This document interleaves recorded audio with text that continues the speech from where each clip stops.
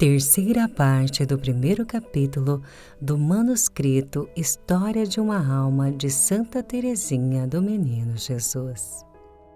Esta última parte da carta lembra-me a alegria que experimentava quando vos via retornar da visitação. Vós, minha mãe, me tomáveis nos braços e Maria tomava Celina. Então fazia-vos milhares de carícias e inclinava-me para trás, a fim de admirar vossa grande trança. Depois, vós me dáveis uma barra de chocolate que havíeis guardado durante 3 meses.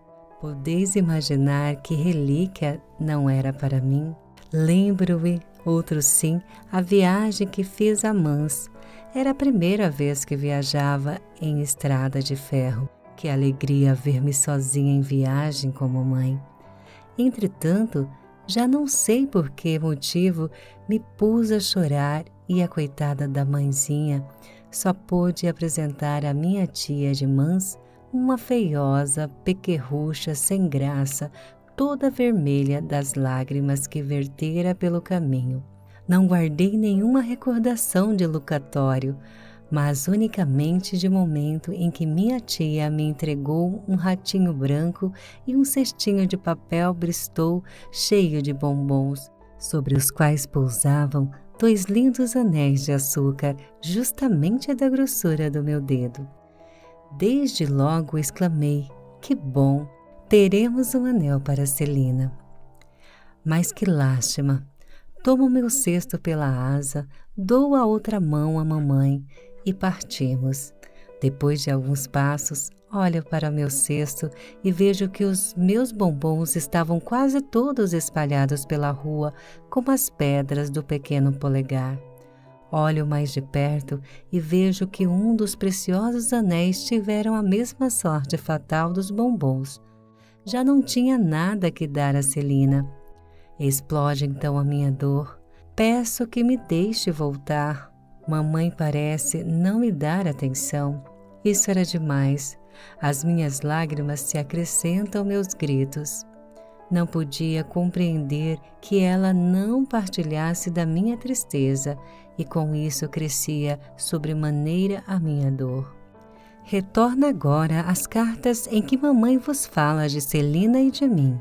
É o melhor recurso que posso empregar para vos dar bem a conhecer meu caráter. Aqui uma passagem em que meus defeitos sobressaem com violência e explosão. Cá está Celina, que se entretém com a pequerrucha num jogo de cubos. Altercam de vez em quando. Celina cede para granjear uma pérola à sua coroa. Sou obrigada a corrigir o pobre bebê que se entrega a medonhas fúrias. Quando as coisas não correm de acordo com sua ideia, põe-se a rolar pelo chão como uma desesperada por crer que tudo está perdido. Momentos há em que vai além de suas forças, a ponto de ficar sufocada. É criança bastante nervosa, todavia, muito engraçadinha e assaz inteligente. Lembra-se de tudo. Vedes minha mãe quão longe estava de ser uma menina sem defeitos. De mim não se poderia afirmar que era um anjo quando dormia, porque de noite me agitava mais ainda do que no correr do dia. Deitava fora todas as cobertas e depois, a bom dormir, dava murros contra a guarda de minha caminha. Mamãe, estou atordoada. A coitadinha de minha mãe era obrigada a levantar-se e verificava que tinha com efeito contusões na testa, que estava atordoada. Agasalhava-me bem e depois tornava a deitar-se. Dali a pouco, porém, começava novamente a sentir-me atordoada, de maneira tão forte que foi necessário amarrarem-me à cama. Todas as noites vinha Celininha atar os inúmeros cordões, cuja finalidade era impedir que a buliçosa pequerrucha ficasse atordoada e acordasse a mamãe. Como tal recurso deu um bom resultado. Dali por diante, era eu um anjo quando dormia. Havia então outro defeito que tinha quando acordada, e do qual mamãe não fala em suas cartas. Era um grande amor próprio. Disso vos darei apenas 2 exemplos a fim de não alongar demais minha narração. Mamãe disse-me um dia: minha Terezinha, se tu te prontificares a beijar o chão, dar-te-ei um vintém. Para mim, um vintém era uma verdadeira fortuna. Para o ganhar, não me era necessário diminuir minha altura, pois meu pequeno porte não constituía grande distância entre mim e o chão. Minha altivez, no entanto, se revoltou com a ideia de beijar o chão. Mantendo-me ereta, disse a mamãe: "Oh não, minha mãezinha, prefiro ficar sem o vintém." De outra feita, tínhamos de ir a Grogny, à casa da senhora Monier.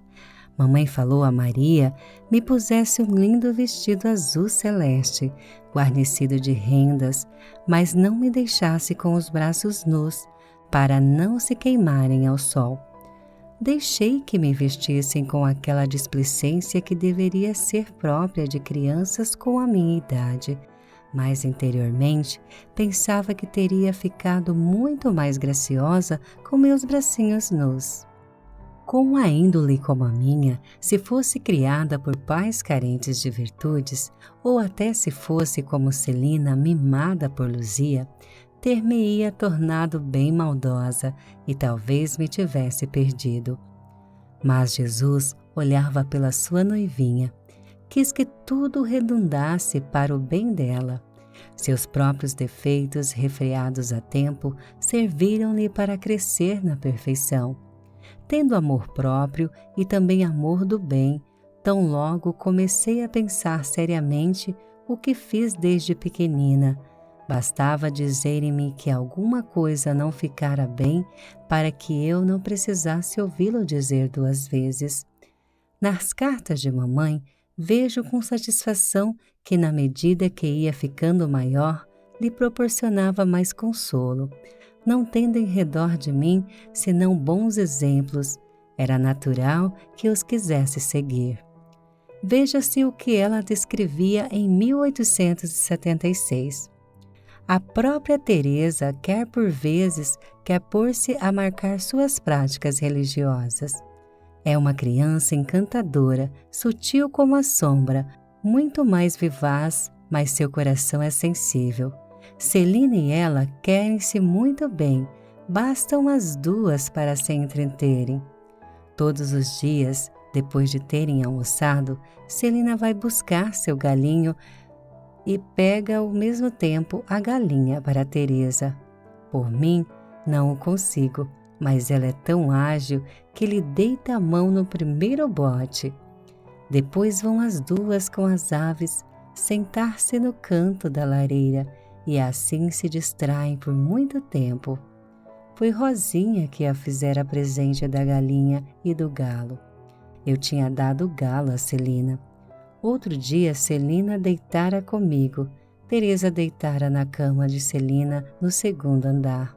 Tinha estado com Luzia, a trouxesse para baixo a fim de lhe porem o vestido. Luzia sobe para buscar, encontra a cama vazia.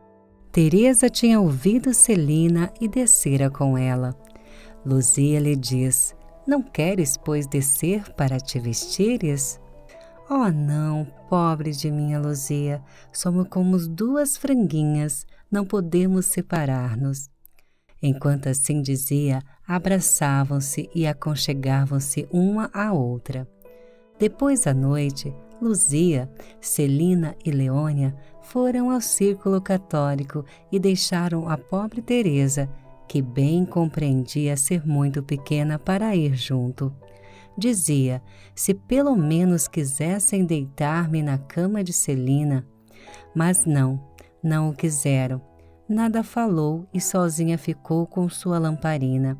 1/4 de hora depois dormia ao sono solto. Outro dia, mamãe ainda escreveu: "Celina e Teresa são inseparáveis.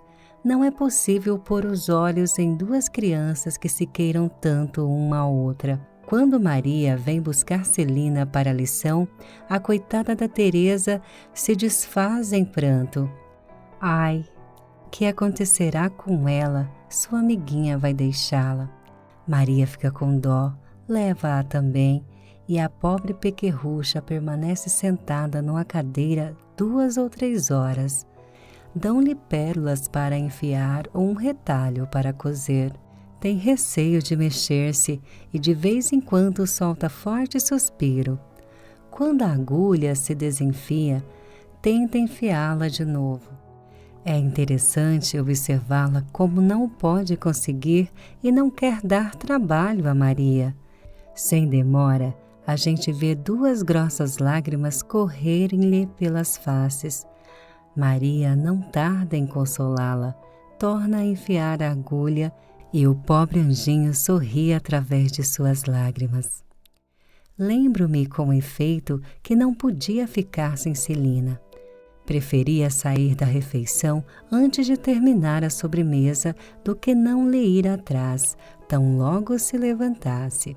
Virava-me em minha cadeira alta a pedir que me descessem e depois íamos brincar juntas. Íamos às vezes com a pequena prefeita, o que muito me agradava por causa do parque e de todos os lindos brinquedos que ela nos mostrava. Mas era mais na intenção de contentar Celina que íamos para lá, preferindo ficar em nosso pequeno jardim, a esgaravatar os muros, pois extraíamos todas as brilhantes palhetinhas que ali se achavam e íamos em seguida vendê-las ao papai, que nolas comprava com toda a seriedade.